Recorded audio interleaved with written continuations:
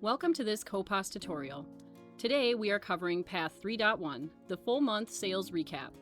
This is the primary report used to verify your store's macro financial health for a completed monthly period. To begin, access the main menu. Type 3 and press Enter, followed by 1, Enter.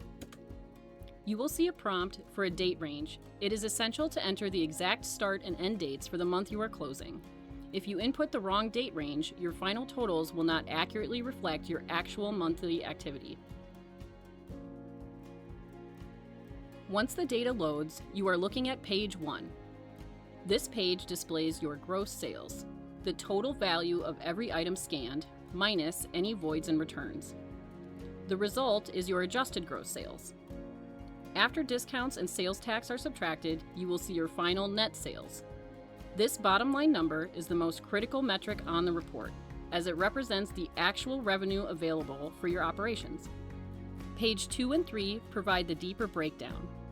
Page 2 details your tenders, showing if revenue came in via cash, credit, or EBT, and gives you a snapshot of your average transaction size.